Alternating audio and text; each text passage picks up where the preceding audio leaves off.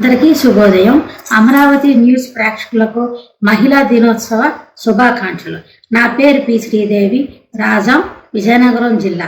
Amaravati news వారు మహిళా దినోత్సవాన్ని పురస్కరించుకొని సాంప్రదాయ పోటీలో భాగంగా ఏర్పాటు చేసిన సౌందర్య లహరి ఛాలెంజ్ 2024కు స్వాగతం, సుస్వాగతం. ఇంటికి సింహద్వారం ఎంత ముఖ్యమో ఇంటికి ఇల్లాలు అంతే ముఖ్యం. ఇది మా లక్ష్మీ ద్వారం.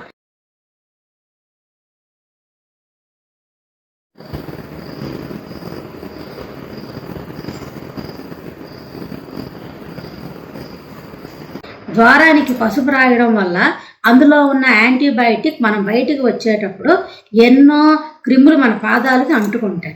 మనం గుమ్మం దాటేటప్పుడు ఆ క్రిములు చనిపోతాయి. మనం కాలు దాటేటప్పుడు మన కాళ్ళకు శుద్ధి చేస్తాయి. ఇంట్లో అందరూ ఆరోగ్యంగా ఉంటారు. మనం సంపద అంటే డబ్బు అని అనుకుంటాం, అది కాదు. సంపద అంటే ఆరోగ్యం. ఆరోగ్యం ఉంటే అన్నీ మనకి ఉన్నట్టే. నాకు జన్మనిచ్చిన తల్లికి నేను ఆదర్శంగా తీసుకుంటాను. జీవితంలో ఏ విధంగా బతకాలో నేను నేర్చుకున్నాను.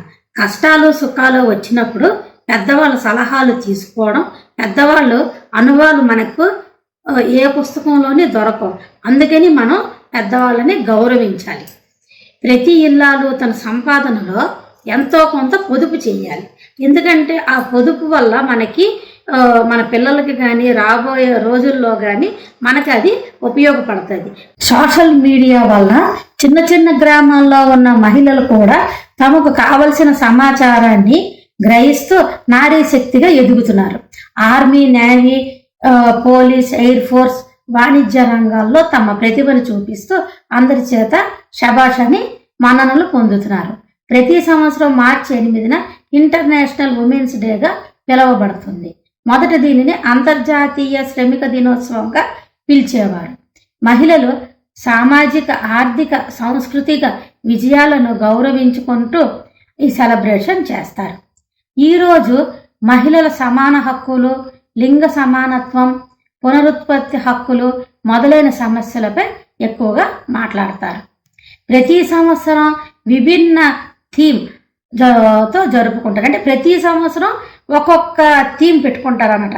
దాని గురించి వాళ్ళు ఈ సంవత్సరం అంతా పోరాడాలని అనుకుంటారు. ఆ రోజు హక్కుల కోసం పోరాడిన ముఖ్యమైన మహిళలను స్మరించుకుంటారు. 1911లో మొదటిసారిగా అంతర్జాతీయ మహిళా దినోత్సవం జరుపుకున్నారు. 1913లో మార్చి 8కి ఆ రోజుని మార్చారన్నమాట. అప్పటి నుంచి నేను మార్చి 8నే మహిళా దినోత్సవం పాటిస్తున్నారు.